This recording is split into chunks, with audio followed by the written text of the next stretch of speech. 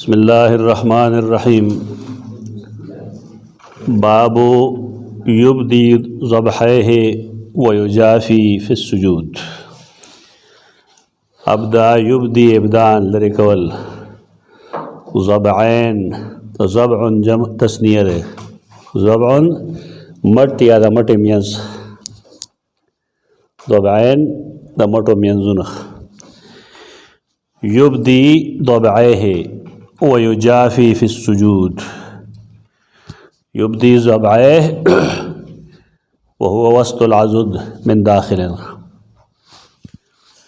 ويجافي في السجود او سجده کی وا اوګدواله کوي، سجده به اوګده کوي. هغه حدیثو کې وا تاسو اوریدلی چې رسول الله صلی الله علیه وسلم بس سجده کې دومره اوګد خورېدو چې کلان دی بهما یو چیلې ته نابتلی شو. مطلب دا دی چې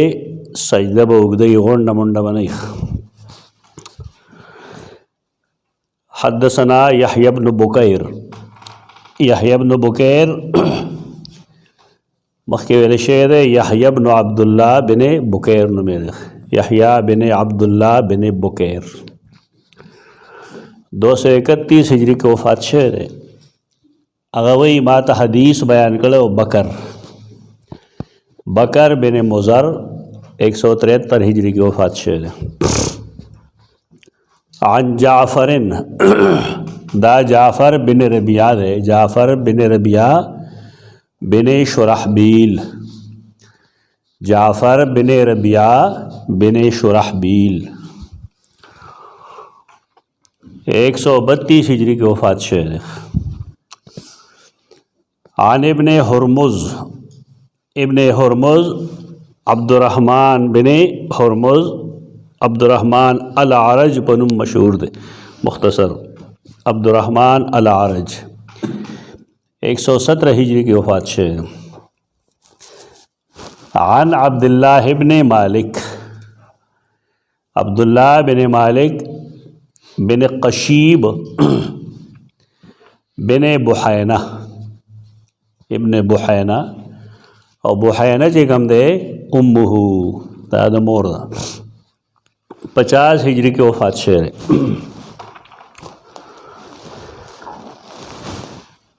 ان النبی صلی الله علیه وسلم چې نبی کریم صلی الله علیه وسلم کان اذا صلى فرج بین یدیه چې کله به رسول الله صلی الله علیه وسلم موږ کو سجده حالت ته ولر فرج بین یدیه نخبل لاسونه به کولا وکړل. دومره کولاول چې حتی یبدو بیاض ابطه تر دې پورې چې داغه د ترخونو سپینواله وا ښکاره شو. محدثین وایي د دې مطلب دا شو چې نبی کریم صلی الله علیه وسلم قمیص دغه وخت نه واغوسته. دې وجه نه د هغې د ترخونو سپینوالی ښکاره شو. یو تاویل دام دی چې نه مطلب دا دی چې که قمیص یې ویم بالفرض قمیص یې و خو که قمیص یې نه وی بالفرض نو ترخونه به ښکارېدل. دواړه تاویل دي او دواړه تاویل لپاره دلیل هم شته. دلیل دا دی چې کله د قمیص په حالت کې کړی او کله بې قمیصه کړی. د نبی کریم صلی الله علیه وسلم سجده چې کوم وا دا کولو وخت دارنګې د هغه لاسونه رسول الله راځي مخې ته چې مونږ یې دې نه منې کړو چې خپل لاسونه دې د لومبړ په شان په ځمکه کېږدو او دا هم د مخې له راشي چې مونږ ته دا هم فرمایلي چې مونږ به خپل لاسونه د خپلو زنګنانو نه هم جدا کوو. دا څومره احادیثو ته چې ما اشاره وکړه صحیحین احادیث دي. دلته کې تا بل حدیث یو ځای کې چې صلو کما رأیتمونی اصلي داسې مونځ کوئ لکه څنګه چې ما وینئ چې زه مونځ کوم. لکه مونږ وایو چې دې نه ښځې مستثنا دي بالفرض چې ښځه به داسې کوي داسې به کوي داسې به کوي نو سوال دی چې دا استثناء کم ځای ده خلک مسله نه حل کړي جنگ جوړوي که نه دا استثناء لیکلی کم ځای ده چې ښځه به داسې نه کوي داسې به نه کوي په دې چې څومره خلک کتابونه لیکي د کراچۍ یو مفتی صاحب کتاب لیکلی دی ورکوټه غوندې او په یې کې دا لیکلی دي چې کم اجتهادات چې وي نو هغه د قرآن او سنت نه ماخوذ وي ٹھیک ده د مجتهد اجتهادات د قرآن او سنت نه ماخوذ وي نو بیا د دې خاص سچویشن کوم چې مونږ وایو د میل او د فیمیل د مونځ په منځ کې فرق هغه وی چونکې دا هم د مجتهد په اجتهاد ثابت دی لہذا مقلل د پکار دی چې هغه د خپل مجتهد د خپل امام د هغه اتباع وکړي نو په دې خو ټیک د عوام خو بتا خودې خواږي خو سوال لري چې رسول الله صلی الله علیه وسلم د مونځ کومه طریقه ښودلې ده هغې کې حکم دی چې صلو کما رأیتمونی اصلي او د هغې نه ته څوک مستثنا کې نو آیا د مجتهد په اجتهاد باندې مستثنا کېدی شي او بل لا چې دی کې د مجتهد اجتهاد کم ځای لیکلی دی دا بنیادی خبرې دي چې سړی په دې سوچ وکړي نو دې نتیجې ته هغه ورسي چې موږ لا خپل عبادات اثر نو د دې جایزه اخیستل پکار دی د رسول الله صلی الله علیه وسلم د اطاعت د فرضیت حکم ټول خلک کوي کله چې منکرین حدیث سره بحث کوي نو څه وایي ورته چې د رسول الله صلی الله علیه وسلم اطاعت فرض دی او که دې نه څوک انکار کوي نو سورت آل عمران کې چې کوم آیت لیکلی دی که چې ان الله لا يحب الکافرین هغه هلته فټ کوي ویل ځان پکې هم وګوره دا یو سوال دی یو بل صاحب دی هغه مقالات دي پای کې هغه د سړو او د ښځو منځ کې فرق باندې خبره کړې ده نو یو فرق یې دا ښودلی دی چې ښځې په جومات کې مونځ نه کوي په جومات نه بهر کوي جدا ځای کې کوي دا خو نس نه ثابت ده که نه حدیث نه ثابت ده که نه ثابت کوم شی چې حدیث نه ثابت دی بس ثابت دی دا خو دې دلیل نه دی چې د سړي او د ښځې مونځ کې فرق دی نو لہٰذا عرض دی به فرق وي کم فرق چې وي نه به ثابت وي خو دا حدیثو نه به ثابت وي د رسول الله صلی الله علیه وسلم په زمانه کې زنانو به مونځ جدا کو پرده کې به کو دویم فرق دا خولی چې نارینه مونځ ښکاره کړي او زنانه پرده کې کوي وی دا هم حدیث نه ثابت بلې پکې یې کړی دریم دا دی چې زنانه بغیر د اوړنې نه د سر د پټول نه بغیر مونځ نشي کولی او نارینه کولی شي دا هم حدیث نه ثابت او دکه درې ثابت دي نور چې څوک وایي چې ثابت دي نو پکار دا دی چې هغه دغه شانتې دلایل وګوري دا کم چې د صحیحینو دي روایتونه شته دی باب کې لیکن د هغې حیثیت دا نه دی چې هغه د مونږه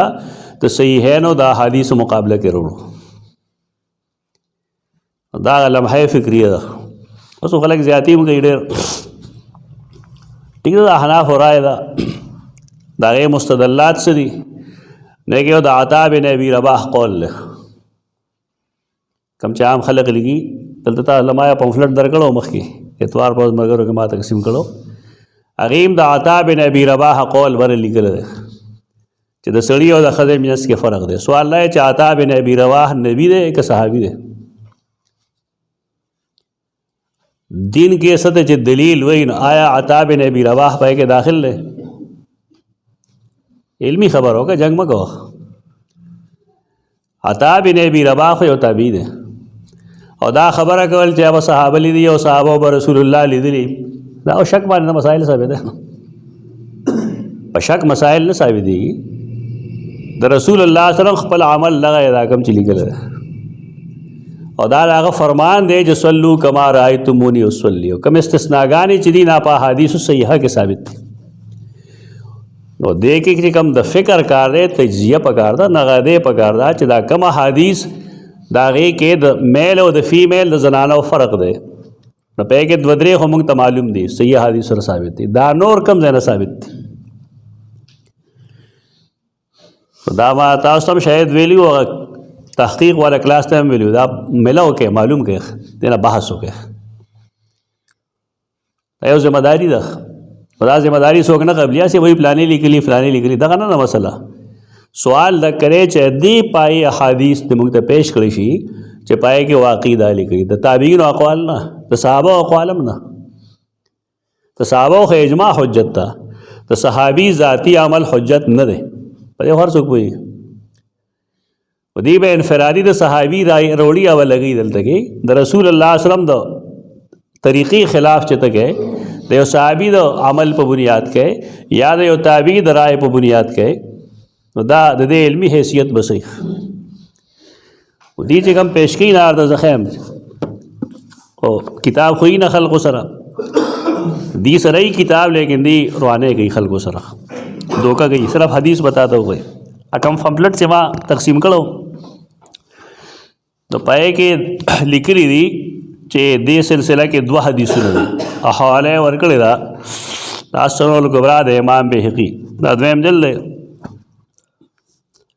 حدیثونه 2 ورکړي دي بس دا حدیث ته دا حدیث ته. سوال لای چې امام بهقي رحم الله په دې باندې خپل سویل دي داغه عنوان دی باب ما یستحب للمرأة ترک التجافی فی الرکوع والسجود. دا ټاپک دی په دې باب کې د شوافیو او د احناف مسلک یو دی. دې باب کې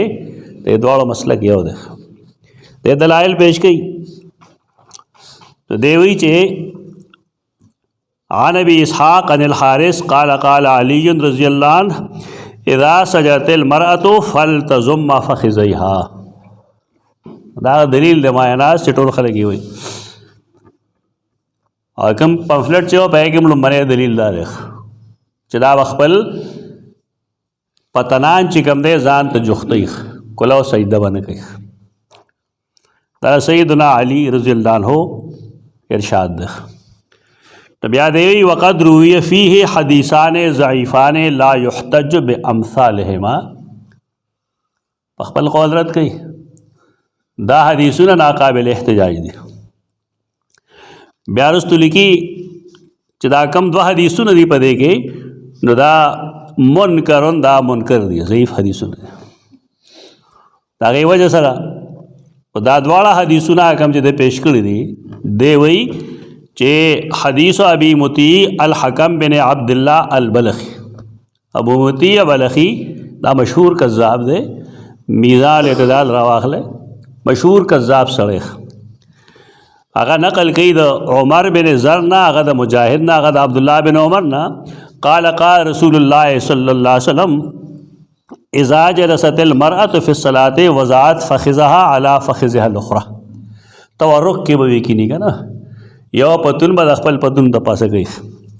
واذا سجدت السقط بطنها في فخذها خپل بدن خېټه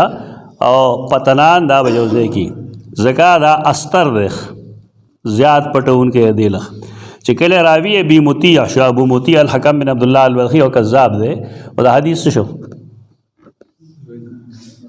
ضعیف نه موضوع شو او د صحیح بخاری د صحیح حدیث په مقابله کې د دې روایت څخه حیثیت په دې خو اس نه ثابت دي. علمیه دارا چې خلک په دې خپګي خفګان نه پکار وګوره دلیل وګوره ری عمل لپاره دا دلیل نه چې خلک یې کوي. دلیل دا چې دې باب کې څومره حدیث دي یو دغه شو. ادویم حدیث دارې چې عن سالم بن غیلان عن یزید بن ابي حبیب ان رسول الله مر على امراتين تصليان. رسول الله صلی الله علیه وسلم د یو دوه خزو په خوا کې تیر شو هغې مونځ کو نو ویې فرمایله هغې ته چې اذا سجدتما فزما بعض اللحم الى الارض.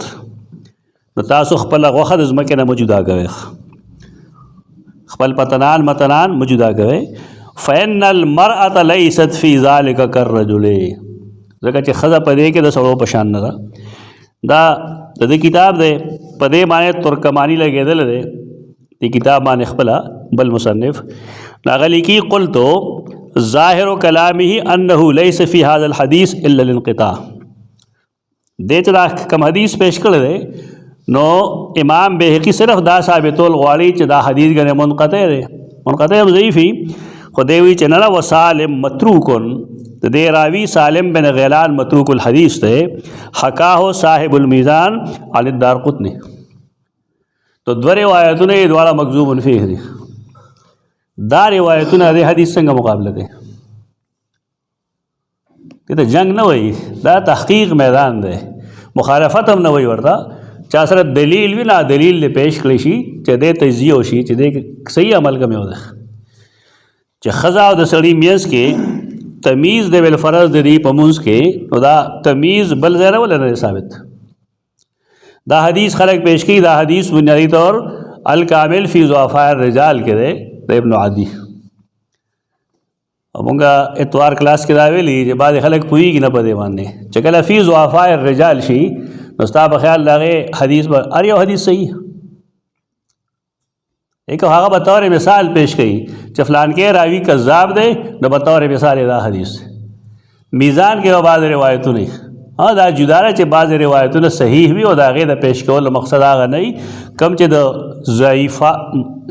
د ضعیف رواتو دپاره د بار کې د نبی کریم صلی الله علیه وسلم عمل زموږ دپاره مشعل راح دی. په دې سلسله کې صحیح حدیث نشته، د صحابه کرامو اقوال نشته او کشته نو د هغې نسبت هغې ته غلط دی ځکه د هغې اسانیدو کې کذابین دي. رسو تابعین او تبع تابعین نو بیا د هغې عمل دلیل نه دی، حجت نه دی. دا تجزیه غواړي، دا انالیسس غواړي. پکار دی چې دی باندې بحث وکړی شي. کان اذا صلی فرج بین یدیه، خپل لاسونه به ایک به فرج پیدا کو کولواله. دومره دا چې کده بالفرض په صف کې مونږ کې نو لاسونه دومره موږ دوا لکه استاد محترم بویل چې وزر دې وګړي کړي بل ته ځای نه پرې دیکھ صف کې خدا دې شو درې دیکھ انا دا سجده کول شي. نو صف کې داغي خپلم طریقه وا احادیث هم ثابت تا چې صف کې کم کسانی ناغي خپل لاسونه د خېټه نم بیرته ساتي او د زمکه نه هم بیرته ساتي. تنگ بودريږي خو طریقه به دا اداره چې خېټه سره لاس یوځيږي. بیا بعض امامانو ته وایي چې موږ کوي هغه کنه اته سجده وخت راشي هغه ته وګوري هغه بالکل کس علی پرودیخ د سپي په شان دی چې خوري کړي. معلومیږي دا چې دا حدیث نه دی ویل. که حدیث ویلی په دې او پوهېدی چې ماله لیچې خورول رسول الله وسلم ما لپاره منع کړي، هر چا لپاره منع کړي. که یو سړی په دې کې ښځه نه داخل نه دلیل پکار دی. دلیل په دې نه راځي چې عطا قول دی د سیدنا علی قول دی د فلان قول دی د فلان قول دی، په دې نه راځي. دا به د نبی کریم صلی الله علیه وسلم نه خصوصي طور پکاري چې او دې کې فلان کې مستثنا دی. دای مون سے کم ځای کې استثناء هغه مونږ د درې ځایونو وویل، نورو ځایونو کې استثناء مونږ ته نه معلوم. وقال الليث حدثني جعفر بن ربيعة نحوه باب يستقبل باطراف رجليه القبلة.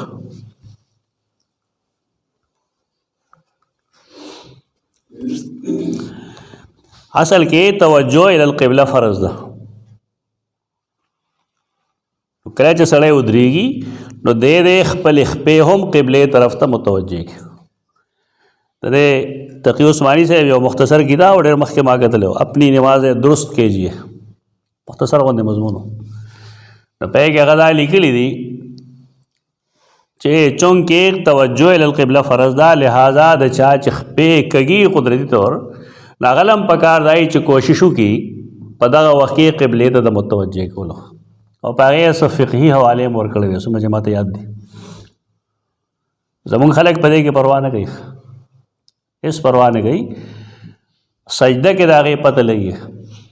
او قاعده کې هم پته لګي، جلسه کې او قاعده کې او دارنګې سجده کې د اکثرو خلکو خپې چې کوم دی هغه مخې طرف ته ماتي داسې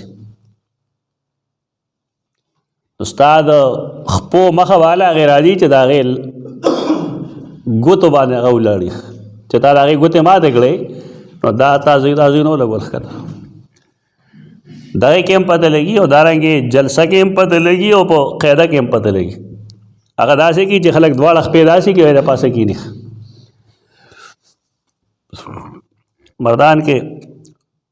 او سورګیری د یاد شي قاری صاحب جو موږ سی بیا کوم مخکې او بیا سړی منې کوي ته به نه کوې مونځ زه چې لاړم بیا هغه ته مونځ نه کوې ما ورته ویلې ما دی چې مولوي صاحب ته د مونځ نه لیدل مې ولې وي دی خو په خپلو دغه شانتې کښېني په تا سره اختلاف نشته دا بس یې مونځ کوي یو بریلی سړی او قاري و د ما سره لګېده د نورو سره نه لګي وه هغه چې ما کله سنتو کې ولید نو واقعي هغه په خپلو هغه به دغه شانتې کېناست دا عام قاریان صاحبان دغه شانتې کښېني دا آفیسر سیګندې دی لم چل نه ورځي دي دا ښځو مونځ خولي که نه نو دا ټول دغه شانتې کښېني داسې نه دي په کار ستا به ګس خپل به دی سملولي خو ولاړه وایي داسې او خیخ په باغې سره داسې ولاړې دا طریقه ده نه هغې به دې توجه یې له قلب راځي ته چې دا یو بل له پاسه کښېنې د هغې پاسه کښېنې نو دوو سنتو خلاف دی وکړه یو دا چې ګس خپه تا د هغې افتراش ونه کو خیر یې ورسره ونه درولو او بل لا چې تا د خپو توجه یې للقبله ونه کړه نو بیا تقي صاحب دا لیکلي چې کله دا فرض دی نو د مونځ د فساد خطره شته که نشته یقین دی خطره نه یقین دی را چې مونځ فاسد دی توجه الی القبله دا فرض ده یستقبلو باطراف رجلیه د خپلو خپو چې کوم اطراف دي د هغې مخکې به قبلې ته وقال ابو حمید الساعدي سیدنا ابو حمید الساعدي د نبی کریم صلی الله علیه وسلم نه دا بیان کو دلته دا اهمیت بیان کو پرستو حدیث راځي 828 کې وګوره دا تعلیق نه دی دا حدیث باندې حواله ده عمدہ حدیث تے حدثنا یحیی بن بکیر قال حدثنا اللیث عن خالد عن سعید عن محمد بن عمر بن حلحلہ عن محمد بن عمرو بن عطا وحدثنا اللیث دا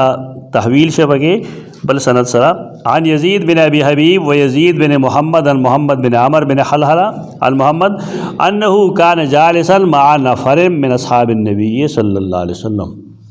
دا رسول اللہ علیہ وسلم دا صحابہ کرام یو ډلې سره ناستو فذکرنا صلاة النبی صلی اللہ علیہ وسلم نو مونږ د نبی کریم صلی اللہ علیہ وسلم د مونځ ذکر وکړو نو فقال ابو حمید ساعدی ویل انا كنت احفظکم لصلاة رسول اللہ صلی اللہ علیہ وسلم زه تاسو کې زیات حفاظت کوونکی ما د رسول الله صلی الله علیه وسلم د مونځ دپاره رأیته اذا کبر جعل یدیه حذاء منکبیه دا هم مخکې مونږ ویلو چې د رسول الله صلی الله علیه وسلم نه تکبیر تحریمات دوه طریقې سره ثابت ده یا غوږونو پورې اوچتول او یو اوږو پورې اوچتول البته مونږ پکې دا چل کړی دی چې دا اوږو والا ښځو پورې خاص ده او دا بل چې کوم دی سړو دپاره خاص ده دا هم دلیل غواړي تخصیص دی که نشته رسول الله صلی الله علیه وسلم بس چل گو جعل یدیه حذاء منکبیه وَإِذَا رَكَعَ أَمْكَنَ يَدَيْهِ مِنْ رُكْبَتَيْهِ کلاس بیال تک لگ کی خودل ثم حسر ظهره بیا املا برابر کلا فَإِذَا رَفَعَ رَأْسَهُ اسْتَوَى حَتَّى يَعُودَ كُلَّ فَقَارٍ مَكَانَهُ بیا تفصیل سے راغوی لی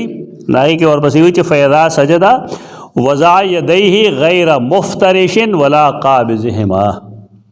لاس بے خواری کلم نو پزمکا باندی او ځان پورې ویم نو جوخ کړي تصریحات ته وګورئ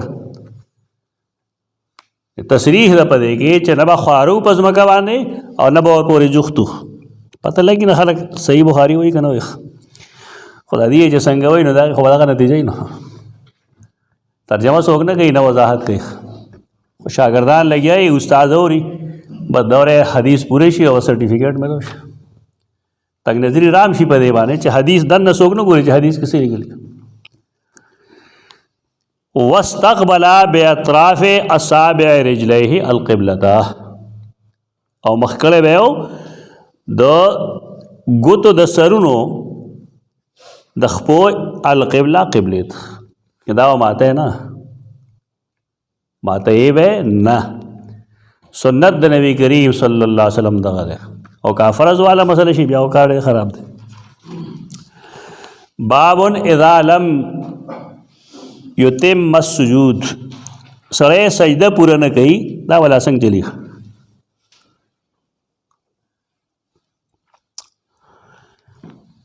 حدثنا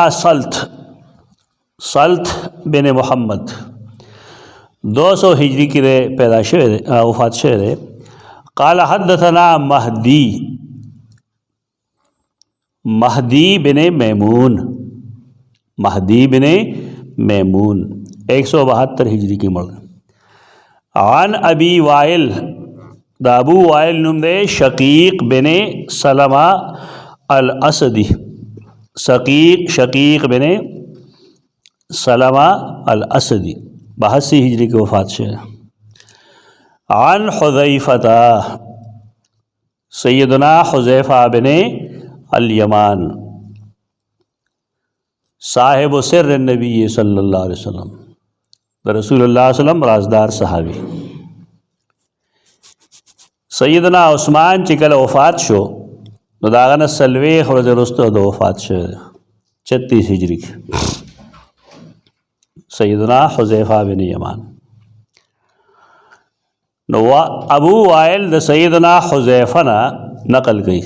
د یمان نم حسلو مخکې مونږ ویلې دی دا شهرت دی د لقب دی. هغه د سیدنا حذیفہ نقل کئی چې هغه رأى رجلا یو سړی یې ولید لا یتم رکوعه ولا سجوده چې رکوع او سجده پوره نه کوي. زموږ عام خلک چې میں تراویح کوي یا عوام کم جلدی کې فرض مونځ کوي دا هغې مثال نه دی. اتمام پکې نه وي اعتدال د دغه ارکانو خو بالکل نه وي. مثلا موږ واضح کړی ده بار بار چې کوم اختصار سره مونځ حکم دی بالفرض هغه اختصار په قیام کې په نورو ارکانو کې د اختصار حکم نشته. امام چې مونځ کوي نو بیشک هغه د کله قرات اوږد کوي او کله د مختصر کوي اختصار پې کې دی. لیکن رکوع سجدہ او قومه کې اختصار نشته. زموږ خلک خوار څه کې کوي رکوع کې هم کوي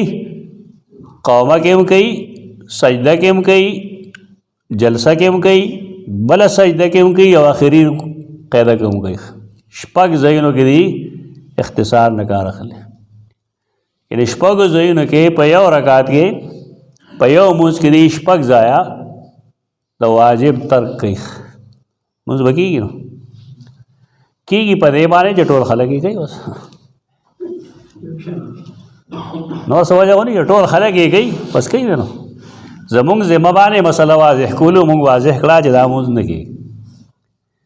او د هغې وجه دا ده چې تعدیل د ارکانو واجب ده. او رسول الله صلی الله علیه وسلم مخکې مونځ شوی دی سړي کړی دی او ورته وایي صلی انک لم تصلی صلی انک لم تصلی صلی انک لم تصلی.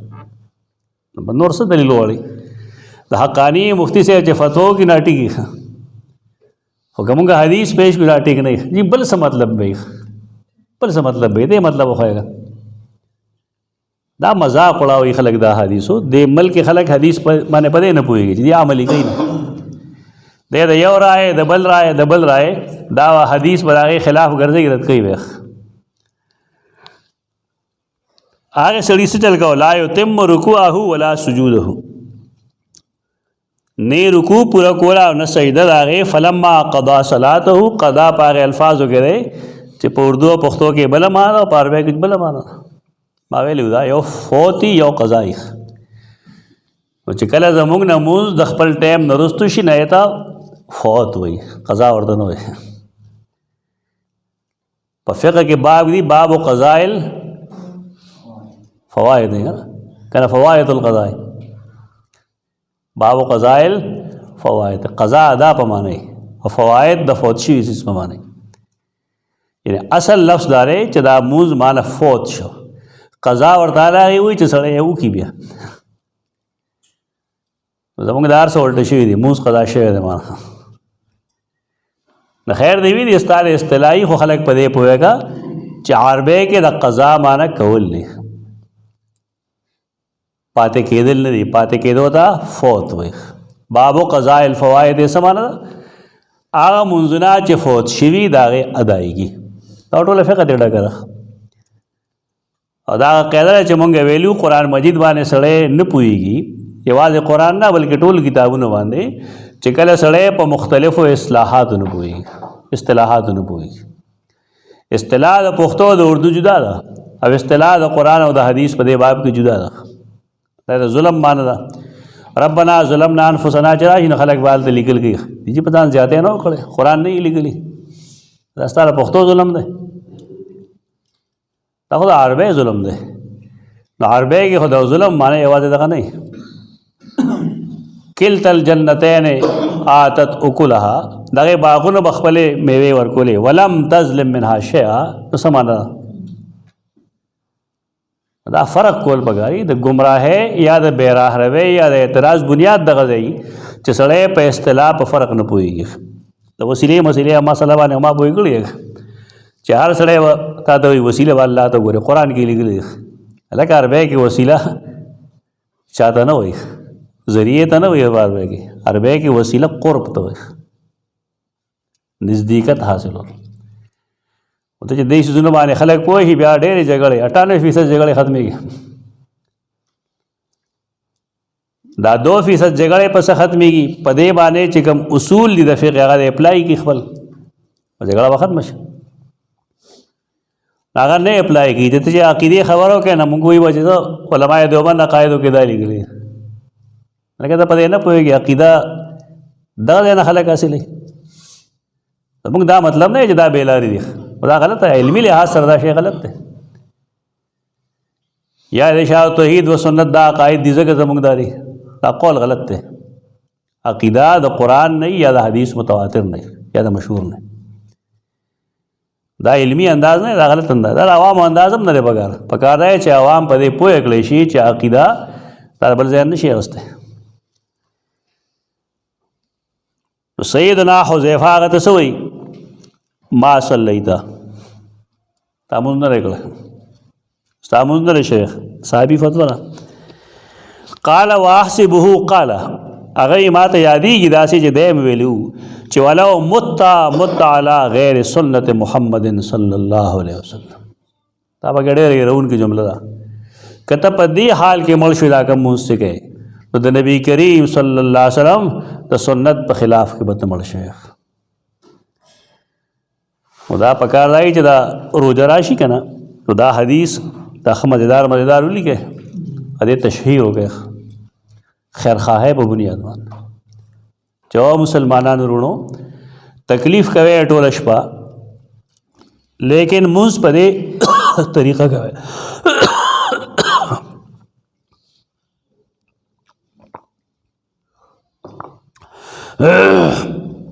دا طریقه نادرست ده.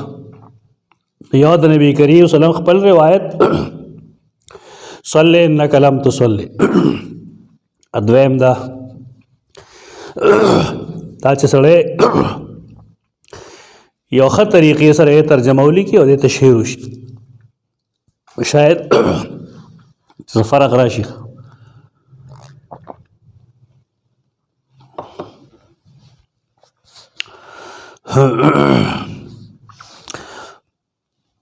باب السجود علی 7 اعظم.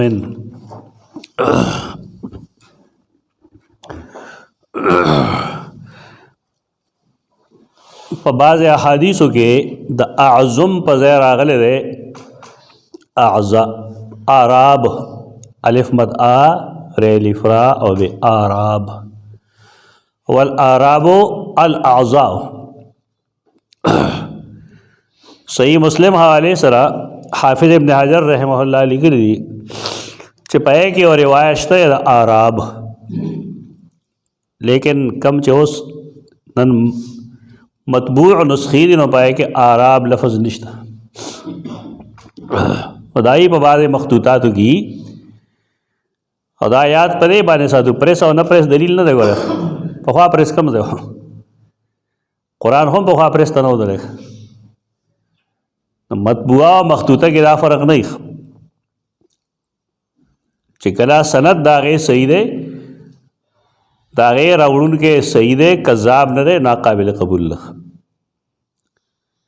نو دا مونږ قبلو په دې باندې چې دا مونږ سره دلته یو اشکال راځي. اشکال دا دی چې دا کم اندامونه په دې احادیثو کې راځي نو په دې کې خو د خپو د دواړو خپو پنج شي نو دوه خو هغه شوې ادوا د زنګنانو سرونه دي دواغه شو، دوه لاسونه شو نو شپږ شو، نو یو مخ او تندی شو، پوزه او تندی شو، نو دا خو اته شو،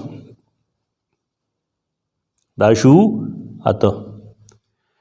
نو څنګه تاسو چې ټرک دی د و ټاپک څنګه داګ دی، نو دغه حدیث د دې جواب کوي اصل کې چې دا و اعضا دي. نو خلک پوزه او تندی خلک وي سر یې ښکته کړه، نو سر کې پوزه مې او تندی مې دغه لحاظ باندې هغه چونکې دا اشکال حل کوي، نو ځکه مونږ هغه حدیث وایو چې په کار راځي چې دا مونږ ته معلومي. حدثنا قبیصہ بن عقبہ د امام بخاری استاد دے 213 ہجری کی مړ دی. قال حدثنا سفیان، دا سفیان بن سعید بن مسروق الثوری، ثور بنو ثور یو خاندان دی، هغې سره تعلق و ځکه ورته ثوري وایي. هغه قول غلط دی چې دی یو ځل جماعت ته تو نو ګس خپې مخکې کړه، نو آواز ورته وایي چې یا ثور، دا خو مخکې نه، دا خو پنځم شپږم اووم نه کنه کې هلته کې ثوري خاندان دی، ته خو نه وایي دا مشهور شي او غلط خلک تحقیق کوي نه بس استاد څه ویلي پای بسې رواني. تاسې نه دي کول پکار، دا هر استاد د هرې خبرې باندې ځان مطمئن کول پکار دي چې د اصل سره د علم لار هم دغه ده. او کله چې یو سړی خپل عمر چې کوم دی هغه په علم کې خرج کړي او بالخصوص حدیث کې خرج کړي، زما په خیال دی لوی سعادت بل نشته. شرف و اصحاب الحدیث ونوم باندې د خطیب بغدادي کتاب دی، د هغې تقریبا 47 او 48 باب هغه لګولي په دې باندې دي چې د حدیث مذاکره او د معلومات کول دا د نفل منظورو نه بهتر دی. د دې لپاره د صحابه کرام اقوال هم پیش کړي، طلباو له پکار دی چې هغې حدیث سره خپله رابطه وساتي. کتاب ډېر ښه کتاب دی، ما پوره کې انشاءالله ترجمه یې وشوه، تحقیق یې الحمدلله پوره شو. شرف و اصحاب الحدیث ډېر ښه کتاب دی، بهترین کتاب دی، او دې لپاره چې تشویق شوق پیدا شي د خلکو علم الحدیث سره. دا حدیث زمونږ د نبي فرامین دی، د هغه د اقوالو او د افعالو مجموعه ده، د هغه د تقاریرو. نن چې کله موږ ته د یو پیر صاحب یا د استاد صاحب گفت ملو شي نو موږ پای سر ماتو کنه، ٹھیک ده، استاد خپل اهمیت ورکول پکار دی، لیکن رسول الله صلی الله علیه وسلم هغه د استادانو استاد دی، هغه زموږ د ایمان حصه ده. د دې وجه نه د هغه حدیث ایت بالخصوص ټایم ورکول پکار دی. بار کې ښه کتاب انشاءالله چاپ شي او بلولئ تاسو. یہ کتاب کې ډېرې فایدې دي. مذاکره د حدیث د دې یو بل سره زوتول، د دې دور کول، د دې د مسایلو بیان کول، د دې تحقیق کول، دا اشرف العبادات، دا ډېر افضل عبادت.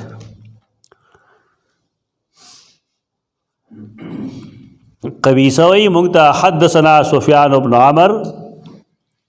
حدثنا سفیان عن عمرو بن دینار، سفیان ثوری دے، سفیان بن سعید. عمر بن دینار 126 ہجری کے مړ دی.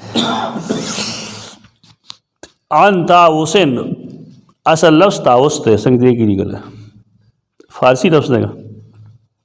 طاووس فارسی لفظ دی. دا بعضې خلک لوی لوی خلک یې پی ایچ ډي کړي، غریبان پوهېږي نه، ځان پوهه کوي په دې باندې چې دا چونکې د فارسي لفظ دی دا عربی ته تللی دی. نو عرب چې کله ستا د ژبې د بار نه څه شی بوځي که نه دی کې ترمیم کوي، هغې یې طاووس نه وایي، هغې یې طاووس وایي، نو ځکه پکې هغې دوه وونه لګي. نو ډېر لوی لوی خلکو د خولې نه ما وایي چېرته دا څوک داسې لګي څوک داسې لګي چې کوم یو صحیح دی،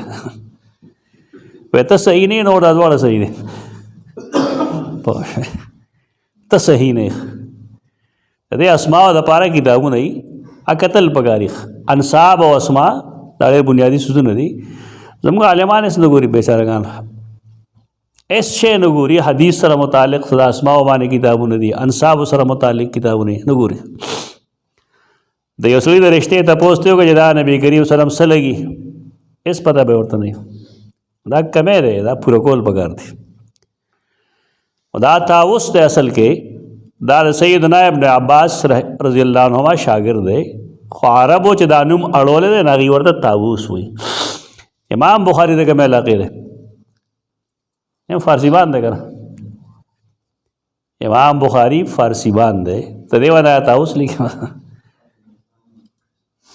د بخارا دی که نه چې که د بخارا دی نو هغه خو بس د دې علاقې دی پېژني پښتو کې ورته طاووس وایي که طاووس وایي هغه پښتو او فارسی یو څیز دی عرب چې کله بوزي نوم نه هغه بدل کړي خو د هغې لپاره د هغې څه قواعد نشته لکه تاسو کراچۍ لیکئ نو څوک یې کرانشي لیکي او څوک یې کراتشي لیکي دا د هغې څه قاعده نشته د عربو دا قاعده نشته چې چې په دی شین ووایه پلانډینګ دا دې پاکستانیانو جوړه کړې ده هغې خپله بس چې خولې له سره بس هغه نوم شي بس شي نه نو اوس سوال دا دی چې دا طاووس نوم صحیح دی که دا غلط دی دې باندې خلک لانجه کوي ما سره به مې یو سړي کړی و دلته کې دلته زموږ دې کلي کې د سیری یو سړی و طاووس نوم و حامد دې ته به یاد یې به تېرې طاووس خان هغه بیا د الله په لار کې ووت چې واپس راغی د هغه نوم عبدالله و نو ما پسې راغی ما ته ته څه ځان یې دلته کې کویې جوړ کړی دی په ځای ناست دی تا نه زه دریاب جوړوم دنیا کې دی ګرځم نو ما ته طاووس نو ما ته سترګې راپورته کړه طاووس نه عبدالله وایه ما ډېره بد در باندې ولګېده نه چې دا نوم غلط و که دا مرغی نوم دی نو دا مشرانو بدل کړی دی ماله نو ما ورته دا مشران د عبدالله ابن عباس نه لوی سړي چې د هغه شاګرد طاووس ته هغه نه بدلي او ستا راته پته کړی شو چې دا بدلوي مې دغه شان دریاب موږ نه سره جوړه موږ کویان ښه یو داسې دا دې ته ښایي دا یو خاص ټریکس دي دا بعضې علما ځان سره وباسي ښه نو چې هغه راشي غریب دلته بیا د قرآن او حدیث ښه درسي که نه چې راشي له شتې وتي بیا د قرآن ښایي نه حدیث ښایي پوه شوې خنسا مشکل دی جوړی بس دا ښه کار نه دی په کار دا چې د عالم په محنت کې مزید چمک راشي ډېره غلطه طریقه ده د اسماء باره کې مونږ دا ویل د عربو د ادب الکتاب یا ادب الکاتب دا ټایپ کتابونه چې تاسو وګورئ نه یې کې د هغې دا مطلب نه وي لکه ته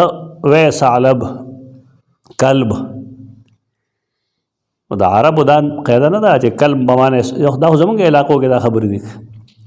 د عربو رواج دا دی چې هغې یو څیز کې یو خاص خوی د وجې هغه نوم ږدي لکه کلب کې څه شی دی سپي کې وفاداري د هغې به خپل زوی له نوم کلب ایښي بنو کلاب دا مطلب نه چې د سپي زامن دی دا زموږ ستاسو اصطلاح ده د هغې اصطلاح دغه نه ده یا ثعلب دا مطلب خو نه چې دا لومړ دی ثعلب چالاکي هوښیاري نو ثعلب منې چاله چې نوم کېښود نو مطلب دا چې په هغې د چالاکۍ صفت دی په دغې نه پوهېږي په بل څیز به پوه شي چې ته چا ته وایې پلان کې اسد دی اسد څه ته وایي نو شعر کې هغه خونخواري راوله که نه اوس هغې نه شي یاد چې دی به خونخواري نه اصل کې په هغې کې بهادري یو صفت دی اقدام کوي د دې وجې نه اقدام کوونکي ته اسد وي د چا نوم چې اسد یې کې دا مصیبت وي چا به اقدام کوي د جرم ته تعدي اقدام به کوي که بالفرض د دین نه واقف شي نو بیا به نه کوي خو دومره چې د ده مقابله به بیا مشکلي خلکو ته د عربو رواج دکه دی چې هغې نومونه ږدي نه په دې بنیاد نه ږدي چې دا سپی دی دا لومبړ دی دا ګیدړ دی پلان او ډینګ په هغې کې د یو خاص صفت د وجې هغه نوم کېږي خو زموږ رواج جدا دی په دې وجه دا نوم بدلول دا صحیح کار نه دی دا صحیح نوم طاووس کې اصل کې حسن دی جمال دی بګې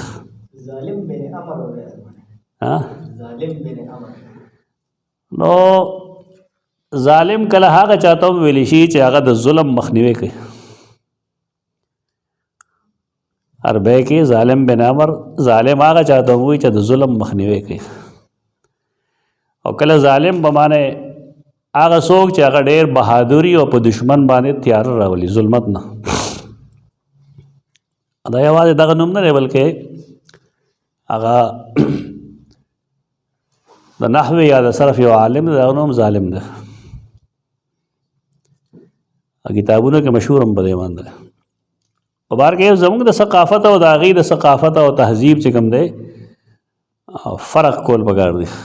هغې په دغې معنی نه ږدي څنګه چې مونږ ږدو. دا طاووس دی، عن طاووس ورته مونږ وایو، عن طاووسن، طاووس بن کیسان، کافیې سره الف نون د پلار نوم کیسان دی. دا په 104 هجری کې مړ دی. عن ابن عباس رضی اللہ عنہما 67 هجری کې وفات شوی دی سیدنا ابن عباس. عمر النبی صلی اللہ علیہ وسلم حکم کړی شو رسول الله صلی الله علیه وسلم ته ان یسجد علی 7 اعضاء چې سجدو کی په وو اندامونو، ولا یکف شعرا و اندامونو هدی ویل رستو بیا راځي دی کې حدیث کې رستو راځي. دغم حکم شو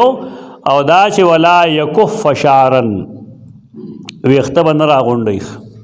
بعض خلک مونځ کې ناست نو ګیرې سره بله بیږي خوله کې به یې ورکوي لکه ډوډۍ نه راوړلی. دا یې ته خراب حرکتونه وایي، بعضې لغو حرکتونه او بعضې لغو خبرې. ابن عثیمین لیکلی دی چې لغو خبرو کې دا خبره هم ده لکه ګاډی د پسو اخیستی دا څوک راغلی دلته کې لکه تا څه کول دلته کې بې تپوس څه لګي اوس دا لغو خبر دی. والذین هم عن اللغو ستا پکې څه مرکه ته سړی وپېژنې څوک نه پېژنې دا ټایم ډېري خلکو سره هم دغه خلک یې ته ورته ووایې چې وایي یو 2 رکعته وکړه د هغې ټایم نه خو د فضول تپوسونو دپاره به سره 20 غنټې دا لغویات دي. بعضې کارونه لغوي او بعضې خبرې هم لغوي. امرنا نسجد على 7 اعظم ولا يكف ثوبا. د دې کار نه منې کړی دی چې اب خپل ثوب او دارنګې شعر دا باندې یو ځای کوي. ولا يكف شعرا ولا ثوبا. ثوب خو ټول مولیان صاحبان کوي سجدې راځي که نه دغه پیسې به راپورته کړي لاس کې هم نیسي هسه کې لګه او بیا له حدیثو حضرات وګورو دي چې کله رکوع کې کینی کنه قاعده کې کینی دی وخت مزیدار کمیس چې کوم دی وخت مزیدار خوځي داسې خوري وي هغې نه وروسته چې خور شي نو بیا په لاس کې د پاسه هسې دی. دا د مونځ د شان خلاف ده. دا الله مخکې ولاړې پرېږده څنګه روان وجوړ شوي ښه دی د خالق مخکې روان وجوړ سړی ښه اول نه چې ودرېږې سوټډ بوټ ودرېږه بس دا که یو پابندي ده چې ګیره سمه که مزېداره مخکې نه منګس کا وچول مچول که کې رستو کا سر مخکې پټ کا ګیټه مخکې ښکاره کا ټول مخکې وکړه ځان تیار کا بیا چې رسو څه کېږي اوس دغلته تواضع پرېږدي خلک نو مونځ کې مشغول شي توجه یې د الله نه هټو شي بل څه کې مشغول شي. دی وایي نه رسول الله وسلم صحابي چې تپوس کوو چې یاره زه ځمه نو زما مخې ته کاڼي دي کاڼي به واروم که نه واروم ناورسوي چې اور ځل به واره که یو ځل اجازت ورکړم یعنې مونځګزار له پکاري چې دی الله ته ودرېږي نو دله پکار دی چې دی ټول ریکوایرمنټس خپل پوره کړي. ستر عورت ته یو سری بل سری سر پټول دي دا هر سری برابر کړي چې ودرېږي چې دی په مونځ کې ړق ړوق نه کوي نو چې کله امامتي کوي بیا خو ډېر خیال ساتئ د هغې وجه دا ده چې الامام ضامن امام ضامن دی د مقتدي د مونځ د کېدو د نه کېدو. مقتدیان دې لحاظ سره ښیي چې که مونځ یې ونه شي نو خپل مونځ یې ونه شي که او د امام د الله عمل شي نو که بالفرض 200 کسانو پسې ولاړ دی او د مونځ نه دی شوی د هغې 200 سزا هم دله ورغله د امام ذمه دارۍ ډېرېږي ته سپکاوی نه وي، دا مونږ تنبیحات ورکو چې مهرباني وکړه ته په یو ښه عہده باندې الله مرتبه درکړې ده، نو ته خیال وساته، د خپل ځان هم خیال وساته او د رستو مقتدیانو هم خیال وساته. ولا یکف شعرا ولا ثوبا، جامې هم نه راغونډئ او ویښته هم نه غونډئ راغونډئ. الجبهه والیدین والرکبتین والرجلین، جبهه تندې، دا دلیل دی د امام حنیفه رحمه الله چې جبهه باندې یوازې د مونځ اکتفا کېدی شي. اختلافي مسله ده. والیدین والرکبتین والرجلین. حدثنا مسلم بن ابراہیم، مسلم بن ابراہیم 222 ہجری کے مړ دی. هغه یې موږ ته حدیث بیان کړو شعبہ بن حجاج 160 کے مړ دی. عن عمر بن دینار مکی 126 ہجری کے مړ دی. عن طاووس بن کیسان 104 کے مړ دی. مخکې حدیث کې ویل شو. عن ابن عباس رضی اللہ عنہما، ابن عباس مخکې حدیث کې ویل شو 67 کے مړ دی.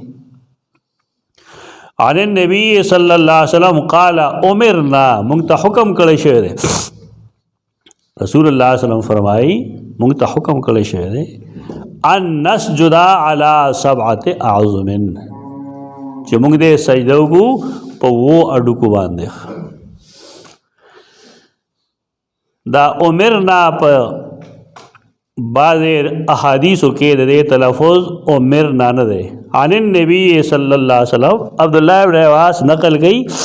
د نبی صلی اللہ علیہ وسلم نا قال امرنا ان نسجد، امرنا بدے امرنا ان نسجد، یعنی رسول اللہ علیہ وسلم مونږ ته حکم راکړو چې مونږ به سجده کوو علی 7 اعظم په 2 اډوکو باندې. ولا نکف ثوبا ولا شعرا، او مونږ به جامې هم نه راغونډو او شعر به هم نه غونډو، ویښته هم نه غونډو راغونډو، دا یې ونه کوو. هیڅ اوس نشته. حدثنا آدم بن ابی ایاس نومې دی، آدم بن ابی ایاس وفات یې شوی دی په 220 ہجری کې. هغه یې موږ ته حدیث بیان کړو اسرائیل، دا اسرائیل بن یونس دی 160 ہجری کی وفات. عن ابی اسحاق، ابو اسحاق عمر بن عبداللہ نومې دی 129 کے مړ دی.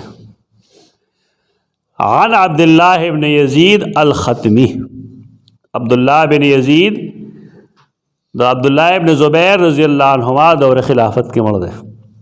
حدثنا البراء بن عازب رضی اللہ عنہما، براء بن عازب صحابی ابن صحابی، عازب هم صحابی دے او براء هم صحابی دے. دا کمیشتر ہے، معلومات نہیں خلقو دا، یواز عبداللہ ابن عباس یا عبداللہ بن عمر عبداللہ بن عمر دا ندی، دا اس ریاض ساتا ہے کہ کم صحابہ دی پلار او زیر دا غید پارا صحیح تلفظ دا ترزی چے کم دے رضی اللہ عنہما دے. ابن عباس سے ہوئے نو دا پلار او دا زینم دیواست نو رضی اللہ عنہما ہوئے. کہ عبداللہ بن عباس دے ہوئے نو عمر رضی اللہ عنہما ہوئے. اور کہ صرف عبداللہ دے ہوئے وہ سر دا پلار نم نلی کے نبی رضی اللہ عنہ ہوئے. دا دوارا چکم دے صحابی ابن صحابیین، دوارا صحابہ دی. اور استصغر یوم بدرن، دا بدر پر روز باندے دے معشومو جہاد لتلے خودی واپس کرو، تاسو معشومانے تاسو جنگ نشے کولے. دا آگے صحابوں کے دے براء ابن عازب رضی اللہ عنہما. وہوا غیر کذوب، دا عبداللہ بن یزید خبر دا. وہوا غیر کذوب، او حال لائے چاہ دروغ جنو، صحیح خبر ہے کولا. خبر دعوا چ کننا نصلی خلف النبی صلی اللہ علیہ وسلم. سیدنا براء فرمائی مونږ به رسول اللہ صلی اللہ علیہ وسلم پسی ولاړو، مونږ به مکو. فإذا قال سمع الله لمن حمده کله چې سمع الله لمن حمده وي نو چل به شو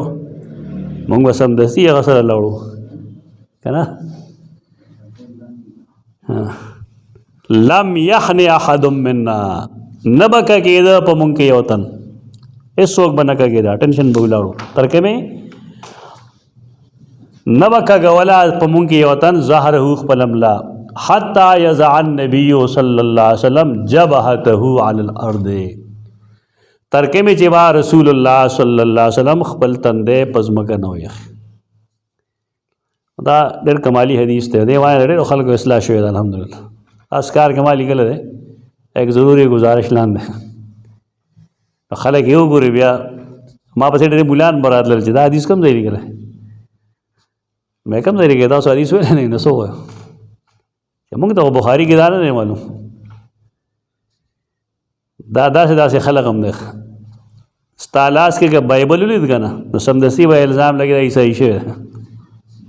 مینس کې ته بیا ګورې دې لپاره چې د هغې په اسلام باندې څه اعتراضات دي او چې صحیح بخاري دې لاس کې ووي نو څه به وایي دا حدیث شوی دی هلکه ویل دا صحیح بخاري دا حدیثو کتاب دی امام بخاری رحم الله خو شافعي المسلک و مجتهد دی بے شک لیکن د امام شافعي رحم الله پیروکار دی او دیو جن هغه باندې خلک چې کوم الزامات لګي د قرات خلف الامام خو په دغه وجه لګي اگر چې هغه پیش کړی احادیث دي خو هغې وایي دی د خپل مسلک تایید کوي تاسو هم د خپل وکړئ که ستاسو لاس چا نیولی دغه شاندار حدیث تاسو هم جمع کړئ د خپل مسلک دی که اوس پابندي نشته ده خو جمع کي بار هغې چې موجود خو که نه چې موجود نه کوم نه جمع کړي بهر کیف دا یو ډېر اهم حدیث دی په دې باب کې چې دا عام کول غواړي بلکې دې بورډونه جوړول پکار دي مزیدار هر جماعت کې لګول غواړي پښتو کې اردو کې ځای په ځای چې علما علم پکاري چې کله کله دا حدیث یادوي خلکو ته ځکه حدیث مقصد په دې عمل کول دي او وجه تاسو ته معلومه ده چې که سړی امام سره لمونځ وکړي نو یې لمونځ نه کېږي او که د امام نه مخکې لاړ شي نو یې لمونځ نه کېږي نو ښه دا ده چې د امام پسې لاړ شي او هغه کوم د امام نوم چې دی یا د مقتدي هغه دې سره صحیح کېدی شي امام منې مخکې عمل کوونکی مقتدي منې د هغه په پیروۍ کې کار کوونکی نوم هم صحیح راشي او انسان چې کوم دی هغه صحیح د اجر هم مستحق شي اقول قولي هذا